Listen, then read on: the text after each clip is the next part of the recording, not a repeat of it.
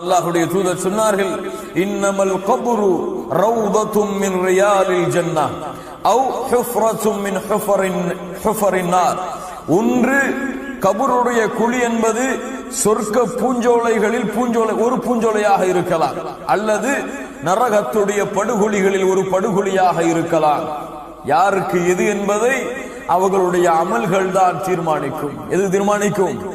பெயர் தீர்மானிக்காது, ஆட்சி அதிகாரங்கள் தீர்மானிக்காது, அழகு தீர்மானிக்காது, செல்வம் தீர்மானிக்காது. யாருக்கு சொர்க்கத்துடைய பூஞ்சோலை, யாருக்கு நரகத்துடைய படுகொலி என்பதை அவர்களுடைய நல்லறங்கள் தான் தீர்மானிக்கும். கண்ணியத்துக்குரியவர்களே, அல்லாஹ்வுடைய தூதர் முஹம்மது ரசூலுல்லாஹ் ஸல்லல்லாஹு அலைஹி வஸல்லம் அவர்கள் சம்பந்தப்பட்ட ஒரு மிகப்பெரிய ஹதீஸை பரா இப்னு ஆசிப் ரலியல்லாஹு அன்ஹு அவர்கள் அறிவிக்கிறார்கள். خرجنا مع النبي صلى الله عليه وسلم في جنازة رجل من أنصار فانتهينا إلى القبر ولما يلحد فجلس رسول الله صلى الله عليه وسلم وجلسنا حوله وكأن على رؤوسنا الطير وفي يده عود ينكت في الأرض فرفع رأسه. அல்லாஹ்வுடைய தூதர் முஹம்மது ரசூலுல்லாஹ் ஸல்லல்லாஹு அலைஹி வஸல்லம் அன்சாரியுடைய ஒரு ஜனாசாவை அடக்கம் செய்துவிட்டு சஹாபாக்கள் ஒரு இடத்திலே அமர்ந்திருக்கிறார்கள். தலையிலே பறவைகள் உட்கார்ந்திருப்பதை போன்று சஹாபாக்கள் அமர்ந்திருந்தார்கள் அந்த சபையிலே. அல்லாஹ்வுடைய தூதர் முஹம்மது ரசூலுல்லாஹ் ஸல்லல்லாஹு அலைஹி வஸல்லம் தங்களிடத்திலே இருந்த ஒரு குச்சியை எடுத்து பூமியை அப்படியே சிந்தித்தவாறு நோண்டிக் கொண்டிருக்கிறார்கள். பூமியிலே ஒரு கோடு போட்டுக் கொண்டே இருக்கிறார்கள், தேய்த்துக் கொண்டே இருக்கிறார்கள். திடீரென ஃபரஃபஅ ரஅஸஹு, தங்களுடைய தலையை உயர்த்தி சொன்னார்கள், ஃபகால இஸ்தஈது பில்லாஹி மின் அஸாபில் கப்ர். சுப்ஹானல்லாஹ், சுப்ஹானல்லாஹ். அல்லாஹ்விடத்திலே உங்களுடைய கபருடைய வாழ்க்கைக்காக நீங்கள் பாவ மன்னிப்பை, நீங்கள் பாதுகாப்பை தேடிக்கொள்ளுங்கள். இஸ்தஈது பில்லாஹ், அல்லாஹ்விடத்திலே அதனுடைய பாதுகாப்பை நீங்கள் தேடிக்கொள்ளுங்கள். அல்லாஹ்வுடைய தூதர் முஹம்மது ரசூலுல்லாஹ் ஸல்லல்லாஹு அலைஹி வஸல்லம் கூறிவிட்டு மரண நேரத்திலே ஒரு மனிதன் அனுபவிக்கக்கூடிய காட்சிகளை கூறிவிட்டு அந்த உயிர் மறுபடியும் கபருக்கு கொண்டு வரப்படும் பொழுது சொன்னார்கள், ஃபதுஆது ரூஹுஹு ஃபீ சஜதிஹி ஃபயஅதீஹி மலகான், இரண்டு மலக்குகள் வருவார்கள். ஃபயுஜ்லிசானிஹி, அவனை எழுந்து உட்கார வைப்பார்கள். கண்ணியத்துக்குரியவர்களே, நான் சொல்லும் பொழுது யாரையோ இவர்கள் செய்வார்கள் என்று எண்ணிக்கொள்ளாதீர்கள். இது எனக்கும் உங்களுக்கும் நடக்க போகிற ஒரு செய்தி. என்னுடைய நிலைமையும் உங்களுடைய நிலைமையும் இதில் ஏதாவது ஒரு நிலைமையாகத்தான் இருக்கும். அல்லாஹ் பாதுகாப்பானாக. அல்லாஹ் நல்ல மக்களோடு நம்மை கொண்டு போய் சேர்ப்பானாக. கண்ணியத்துக்குரியவர்களே, அல்லாஹ்வுடைய தூதர் முஹம்மது ரசூலுல்லாஹ் ஸல்லல்லாஹு அலைஹி வஸல்லம் சொல்லுகின்ற இந்த ஹதீஸை நமக்கு பொருத்தி பாருங்கள். யாருக்கோ சொல்லுவதை போன்று நீங்கள் எண்ணிக்கொள்ளாதீர்கள். ஃபயுஜ்லிசானிஹி, அவரை எழுந்து உட்கார வைப்பார்கள். ஃபயகூலானி லஹு மர் ரப்புக், மன் ரப்புக், அந்த இரண்டு பேரும் அவரிடத்திலே வினவுவார்கள், மன் ரப்புக. எப்போது அந்த உயிர் அடக்கம் செய்யப்பட்டு அந்த காலடி சப்தங்களை கேட்டு அந்த உயிரை விட்டு அந்த மக்கள் பிரிந்து செல்லும் பொழுது, சுப்ஹானல்லாஹ், இப்படிப்பட்ட நிலைமை அல்லாஹ் ரப்புல் ஆலமீன் வைத்திருக்கிறான் பாருங்கள். அல்லாஹ்வுடைய தூதர் முஹம்மது ரசூலுல்லாஹ் ஸல்லல்லாஹு அலைஹி வஸல்லம் அதன் காரணமாகத்தான் சொன்னார்கள், மூன்று உறவுகள், இந்த உறவுகளில் எது சிறந்த உறவு என்பதை நீங்கள் தேர்ந்தெடுத்துக் கொள்ளுங்கள். முதல் உறவு, நீங்கள் மரணமான உடனேயே உங்களை விட்டு பிரிந்துவிடும். இரண்டாவது உறவு, கபர் வரை உங்களை சந்திக்க வரும். மூன்றாவது உறவு, கபருக்குள்ளும் உங்களை சந்தித்து பாதுகாக்க வரும். முதல் உறவு எது? மரணமான உடனேயே பிரிந்து செல்வது எது? எதற்காக இந்த உலக வாழ்க்கையை கழித்தோமோ, எதற்கு இரவெல்லாம் பகலானதோ பகலெல்லாம் இரவானதோ, எதற்கு காலை முதல் மாலை வரை உழைத்தோமோ, எதற்கு குடும்பங்களை விட்டு ஊரை விட்டு வெளிநாடுகளிலே சென்று கஷ்டப்பட்டோமோ, அந்த செல்வம் மரணமான உடனேயே பிரிந்துவிடும். சொத்து, சுகம், பணம், பதவி, பட்டம், கல்வி, உலக வாழ்க்கையை கழித்த அத்துணை நேரங்களும் அல்லாஹ்விற்காக கழித்த நேரங்களை தவிர மற்ற எல்லாம் அந்த மரணமான தருணத்தில் இருந்து அவனை விட்டு பிரிந்து சென்றுவிடும். இரண்டாவது உறவு கபரு வரை வரும். பாவப்பட்ட உறவினர்கள் என்ன செய்வார்கள்? தந்தையாக இருந்தால் கபர் வரை வந்து அடக்கம் செய்துவிட்டு மண்ணை எடுத்து போட்டுவிட்டு கொஞ்ச நேரம் நின்று அல்லாஹ்விடத்திலே பிரார்த்தனை செய்துவிட்டு திரும்பி விடுவார்கள். அடுத்து மூன்றாவது தடவை அது கபர் உள்ளே வரக்கூடியது. ஒன்று அவர் செய்த நன்மையாக இருக்கலாம், அல்லது அவர் செய்த பாவமாக இருக்கலாம். இந்த ரெண்டு உறவு தான் கபரிலே வரும். அல்லாஹ்வுடைய தூதர் முஹம்மது ரசூலுல்லாஹ் ஸல்லல்லாஹு அலைஹி வஸல்லம் சொன்னார்கள், அந்த ஜனாசாவை மக்கள் பிரிந்து சென்றதற்கு பிறகு 2 மலக்குகள் வந்து அவரை எழுந்து உட்கார வைத்து கேட்பார்கள், மன் ரப்புக, உன் இறைவன் யார், உன் இறைவன் யார்? அப்படியே மனனம் செய்து விட்டு இதனுடைய பதிலை அப்படியே இரவு முழுக்க பாடம் செய்து விட்டு ஒப்பித்து விடலாமா? ரப்பி அல்லாஹ். என்ன சாதாரண ஒரு கேள்வி, அல்லாஹ் யார், உன் இறைவன் யார் என்று கேட்டால் 24 மணி நேரமும் சொல்கிறோம் அல்லாஹ் என்று. அப்படி என்ன அந்த நேரத்திலும் பதில் சொல்லி விடலாமா? இல்லை கண்ணியத்துக்குரியவர்களே, இது சாதாரண கேள்வி அல்ல. இது ஒரு சாதாரண ஒரு பதிலை சொல்லக்கூடிய கேள்வி அல்ல. மன் ரப்புக என்ற கேள்வி. அல்லாஹ் யார், உன்னை படைத்தவன் யார், யாரை அழைத்தாய் பிரார்த்தனைகளே, யாரின் மீது முழுமையான நம்பிக்கை வைத்தாய், கஷ்டத்திலே யாரை அழைத்தாய், உறுதியிலே யாரை அழைத்தாய், மகிழ்ச்சியிலே யாரை அழைத்தாய், சந்தோஷத்திலே யாரை அழைத்தாய், நோயிலே யாரை அழைத்தாய், குழந்தைக்காக யாரை அழைத்தாய், அல்லாஹ்வின் மீது வைக்க வேண்டிய நம்பிக்கையில் எந்த அளவு நம்பிக்கை வைத்திருந்தாய், அல்லாஹ்வை பயப்படுவதில் எந்த அளவு பயப்பட்டாய், அல்லாஹ்வை பயந்தாயா, மனிதர்களை பயந்தாயா, அல்லாஹ்வின் மீது நம்பிக்கை கொண்டாயா, மனிதர்கள் மீது நம்பிக்கை கொண்டாயா, அல்லாஹ்வை ஆதரவு வைத்தாயா, மனிதர்களை ஆதரவு வைத்தாயா, அல்லாஹ்வின் மீது முழுமையான உறுதியான தெளிவான நம்பிக்கையை அவன் தன்மைகளை ஏற்று வைத்திருந்தாயா, அல்லது வணக்க வழிபாடுகளிலே ஷிர்கை இணை வைப்பை கலந்திருந்தாயா? இந்த எல்லா தன்மையிலும் தௌஹீதிலே சுத்தமாகி தூய்மையாகி பரிசுத்தமாகி எல்லா அம்சங்களிலும் யார் முழுமையாகி அல்லாஹ்வை ரப்பாக ஏற்று அதிலே உறுதியாக இருந்தார்களோ அவர்களால் தான் சொல்ல முடியும், ரப்பி அல்லாஹ், என்னை படைத்த இறைவன் அல்லாஹ், என்னை பரிபாலித்தவன் அல்லாஹ், எனக்கு உணவளித்தவன் அல்லாஹ், என்னை காத்தவன் அல்லாஹ், என்னை ஆதரவு வைத்தவன் அல்லாஹ். நான் நம்பிக்கை வைத்திருந்தது அவன் மீதுதான், நான் அழைத்தது அவனைத்தான், நான் வணங்கியது அவனைத்தான்.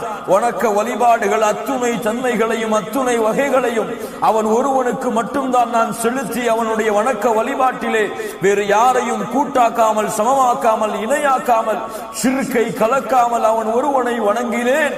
இந்த தன்மைகளை ஏற்று இருந்தால் அவனுக்கு அந்த மொழி புரியவில்லை என்றாலும், அவனுக்கு கேட்கக்கூடிய வார்த்தை எதுவாக இருந்தாலும் கேட்டவுடன் பதில் வரும், ரப்பி அல்லாஹ், என்னுடைய இறைவன் அல்லாஹ். அடுத்து கேட்கப்படும், ஒமா தீனுக, உன்னுடைய மார்க்கம், நீ வந்த வழி எது, எந்த வழிகளிலே வந்தாய்? நாங்கள் எல்லோரும் முஸ்லிம்களாகத்தான் பிறந்தோம், இஸ்லாமைத்தான் பின்பற்றினோம், முஸ்லிம்களாகத்தான் வாழ்ந்தோம். அதனால் எளிதாக சொல்லிவிடலாம், தீனியல் இஸ்லாம், நான் வந்த வழி, நான் பின்பற்றிய மார்க்கம் இஸ்லாம் என்று முடியுமா? கண்ணியத்துக்குரியவர்களே, இஸ்லாம் 5 தூண்கள் மீது அமைக்கப்பட்டிருக்கிறது. இஸ்லாம் 5 தூண்கள் மீது அமைக்கப்பட்டிருக்கிறது. இதில் முக்கியமான 2வது தூண் தொழுகை. தொழுகையை மறந்து வாழ்ந்தால் கபருடைய வாழ்க்கையிலே என்னுடைய மார்க்கம் இஸ்லாம் என்று சொல்ல வருமா?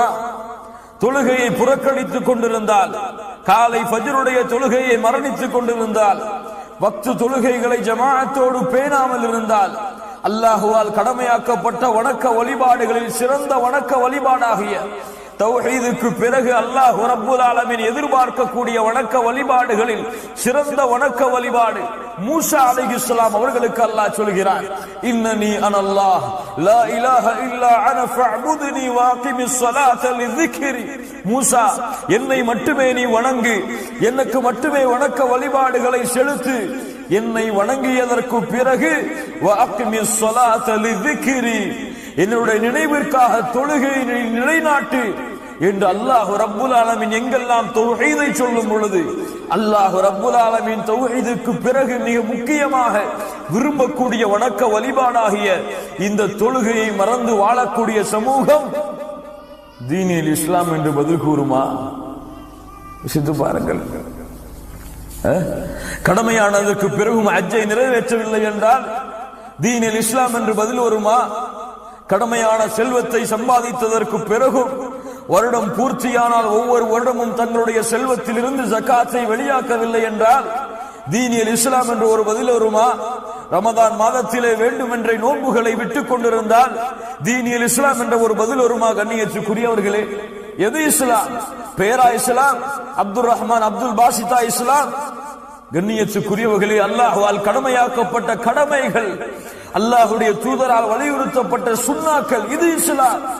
இதை பின்பற்றி முழுமையாக உள்ளத்தாரும் மனதாலும் ஏற்று தங்களுடைய செயல்பாடுகளால் வெளிப்படுத்தி உண்மையான முஸ்லிமாக யார் இந்த பூமியிலே வாழ்ந்து கொண்டிருக்கிறார்களோ அல்லாஹ் அந்த கூட்டத்திலே நம்மை சேர்ப்பானாக. அவர்கள் சொல்லுவார்கள், தீனியல் இஸ்லாம், என்னுடைய மார்க்கம், நான் வந்த வழி, அல்லாஹ் இந்த பூமியிலே தேர்ந்தெடுத்து அல்லாஹ் இந்த பூமியிலே பொருந்தி கொண்ட இஸ்லாம். அவ்வளவுதான்.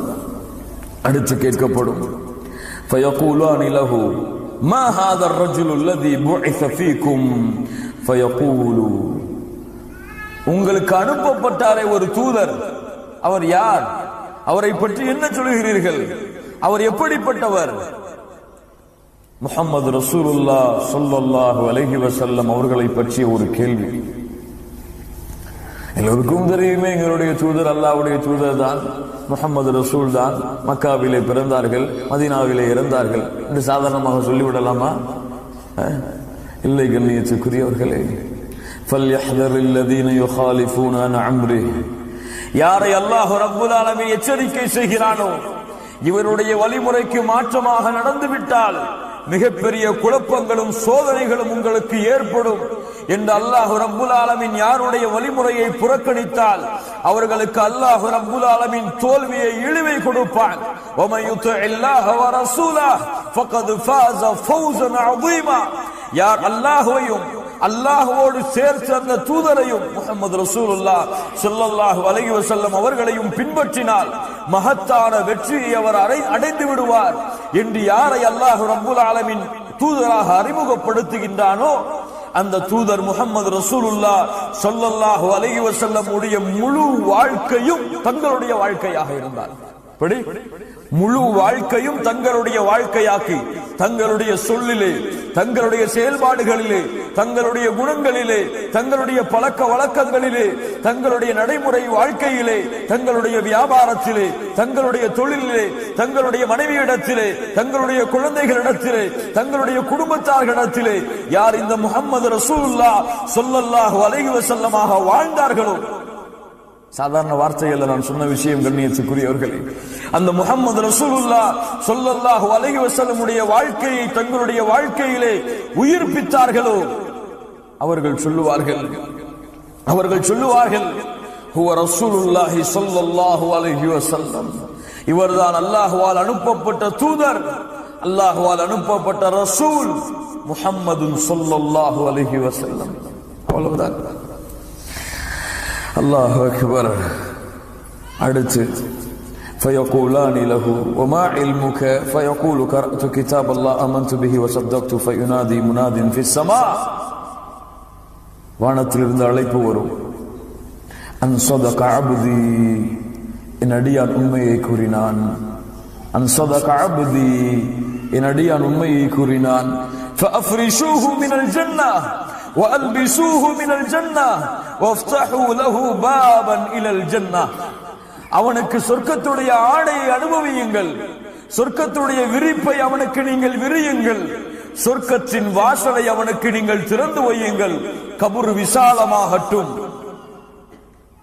அதற்கு பிறகு அவனுக்கு சொர்க்கத்திலிருந்து நறுமணம் வர தொடங்கும் பொழுது ரப்பல் ஆலமீன் நரகத்தை காட்டுவார்.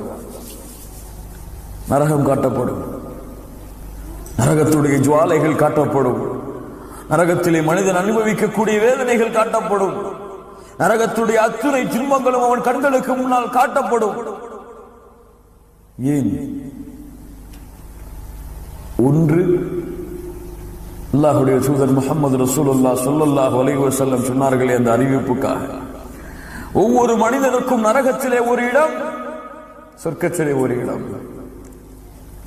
அவன் நல்ல அமல்கள் செய்தால் அவனுக்கு சொர்க்கத்துடைய இடம் கன்ஃபார்ம், இது ரிஜெக்ட் செய்யப்படும். இது இல்லை என்றால் இங்கே கன்ஃபார்ம் ஆகும், அது ரிஜெக்ட் செய்யப்படும். இரண்டாவது, அல்லாஹ் அவனுக்கு கொடுக்க இருக்கின்ற அருளை அவன் அறிந்து கொள்ள வேண்டும். இதிலிருந்து அல்லாஹ் அவனை பாதுகாத்திருக்கின்றான், எந்த துன்பத்திலிருந்து அவனை அல்லாஹ் காத்திருக்கின்றான் என்பதை அவன் அறிந்து கொள்ள வேண்டும் என்ற காரணத்திற்காக நரகத்தை அல்லாஹ் ரப்புல் ஆலமீன் திறந்து காட்டி மூடுவான். சுப்ஹானல்லாஹி ரப்பில் ஆலமீன். அடுத்து அவனுடைய அமல்கள் எல்லாம் அவனுக்கு முன்னால் உருவமாக காட்டப்படும். அப்போது சொல்லுவான், அகிமிஸ் ஸாஆ நம் கம் நௌமத்தில் அரூஃப், ஒரு புதுமகன் தூங்குவது போல உறங்கு என்று சொன்னவுடன் சொல்லுவான், ஏன் உறக்கம்? அகிமிஸ் ஸாஆ, மறுமையை ஏற்படுத்துங்கள் இப்போதே. ஏன்? ஏதோ சில இன்பங்கள் தான் எனக்கு சொர்க்கத்தில் இருந்து கிடைக்கிறது, முழு இன்பத்தையும் அனுபவிக்க வேண்டும். அகிமிஸ் ஸாஆ, மறுமையை விரைவுபடுத்துங்கள். சுப்ஹானல்லாஹி ரப்பில் ஆலமீன். சொல்லுவார்கள், மனிதா, அது இப்போதெல்லாம் உனக்கு கிடைக்காது, நீ தூங்க, அல்லாஹ் மறுமையை ஏற்படுத்துவான். அந்த மனிதன் தூங்குவதற்கு தயாராவான். மறுமை வரை அவனுக்கு உறக்கம் தான். அல்லாஹ் அந்த கூட்டத்தில் நம்மை ஆக்குவானாக. அதற்கு பிறகு பாவம் செய்த ஆத்மாவாக இருந்தால், குற்றம் செய்த ஆத்மாவாக இருந்தால்,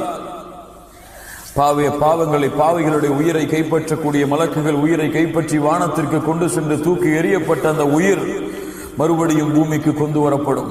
கபரிலே விசாரணைக்காக வைக்கப்படும். அந்த காலடி சத்தத்தை கேட்டு முடிந்ததற்கு பிறகு அவர்களையும் எழுப்பி உட்கார வைக்கப்படும். கேட்பார்கள், மன் ரப்புக, உன் இறைவன் யார்?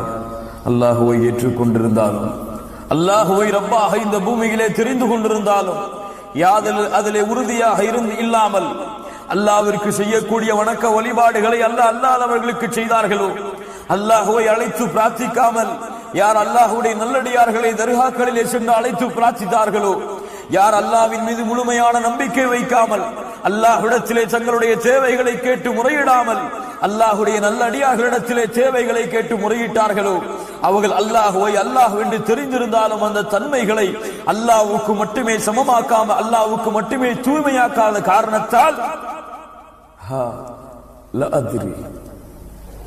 என்ன கேட்கிறீர்கள், எனக்கு அதை பற்றிய ஞானம் இல்லை என்று சொல்லுவார்கள். அல்லாஹ் அக்பர், அல்லாஹ் பாதுகாப்பானாக. அதற்கு பிறகு கேட்கப்படும், உமா தீனுக, எது மார்க்கம், எது இஸ்லாம், எது உன்னுடைய வழி? முஸ்லிமாக இருந்தாலும் சரி, பேரளவில் முஸ்லிம்களாக இருந்தாலும் சரி, லா இலாஹ இல்லல்லாஹுவை நாவால் கூறியிருந்தாலும் சரி, அல்லாஹுடைய தீன் வாழ்க்கையில் இல்லை என்றால், அல்லாஹுடைய வணக்க வழிபாடுகள் வாழ்க்கையில் இல்லை என்றால், குறிப்பாக அல்லாஹ்வால் கடமையாக்கப்பட்ட அந்த 5 கடமைகள் அவர்களுடைய வாழ்க்கையிலே செயல்பாடாக இல்லை என்றால், எனக்கு தெரியாது, அதை பற்றிய ஞானம் இல்லை. மூன்றாவதாக கேட்கப்படும், இந்த மனிதரை பற்றி என்ன சொல்கிறாய்? அல்லாஹுடைய தூதர் முஹம்மது ரசூலுல்லாஹ் ஸல்லல்லாஹு அலைஹி வஸல்லம் அவர்களை தூதராக ஏற்று இருந்தாலும் சரி, பின்பற்றவில்லை என்றால் எனக்கு தெரியாது, இதை பற்றிய ஞானம் எனக்கு இல்லை என்று சொல்லி விடுவார்கள். அவ்வளவுதான். வானத்தில் இருந்து அழைப்பு வரும். வானத்தில் இருந்து அழைப்பு, யுனாதி முனாதி மினஸ் ஸமா அன் கதப் ஃபஃப்ரிஷூஹு லஹு மின் நார். அவன் பொய் கூறுகிறான், அவனுக்கு அது தெரியவில்லை, அவன் மறுத்து விட்டான். அவனுக்கு நீங்கள் ஃபஃப்ரிஷூஹு லஹு மினன் நார், நரகத்துடைய விரிப்புகளை அவனுக்கு நீங்கள் விரியுங்கள். வஃப்தஹூ லஹு பாபன் இலன் நார், அவனுடைய கதவை நரகத்தை நோக்கி நீங்கள் திறந்து வையுங்கள். அதனுடைய வெப்பம், அதனுடைய ஜுவாலைகள் அவனை எரித்துக் கொண்டிருக்கும். கபர் அவனை நெருக்கிக் கொண்டிருக்கும். 2 விழா எலும்புகளும் சேர்ந்து விடும் அளவிற்கு அந்த கபருடைய நெருக்கம் அவனை தொடர்ந்து கொண்டிருக்கும். அல்லாஹ் எப்போது நாடுகிறானோ அதுவரை, அல்லது மறுமை நாள் வரை. பாதுகாப்பானாக. சுப்ஹானல்லாஹ். சம்பட்டிகளை கொண்டு மலக்குகள் அவனை அடித்துக் கொண்டே இருப்பார்கள். அவனுக்கு அந்த வேதனையை கொடுப்பதற்கு முன்னதாக சொர்க்கத்தை அல்லாஹ் திறந்து காட்டுவார். சுப்ஹானல்லாஹ். அல்லாஹ்வுடைய சோதனையை பாருங்கள். சொர்க்கம் திறந்து காட்டப்படும். இங்கே பார், சொர்க்கத்துடைய இன்பங்களை பார்த்து ரசிப்பான். சொல்லப்படும், இங்கே உனக்கு ஒரு இடம் இருந்தது, இங்கே உனக்கு ஒரு இடம் இருந்தது, ஆனால் இதற்கு நீ தகுதியானவன் அல்ல, நீ போக வேண்டிய இடம் அடுத்து வரப்போகிறது என்று சொர்க்கத்தை மூடி நரகத்திலே சொல்லப்படும். யோசித்து பாருங்கள், கொஞ்சம் சிந்தித்து பாருங்கள். அது காட்டவில்லை என்றால் கூட அந்த வேதனையை அனுபவிப்பது அதுவும் சிரமம்தான். அதை காட்டி இருந்து வேதித்தால், வேதனை செய்தால் எப்படி இருந்திருக்கும் அவனுக்கு? தொழாதவன் எப்படி துடித்திருப்பான்? நோன்பு வைக்காதவன் எப்படி துடித்திருப்பான்? கடமையானதற்கு பிறகும் ஜகாத்தை வெளியாக்காதவன் எப்படி துடித்திருப்பான்? ஹஜ்ஜை நிறைவேற்றாதவன் எப்படி துடித்திருப்பான்? அல்லாஹ்வுடைய வணக்க வழிபாடுகளை புறக்கணித்தவன் எப்படி துடித்திருப்பான்?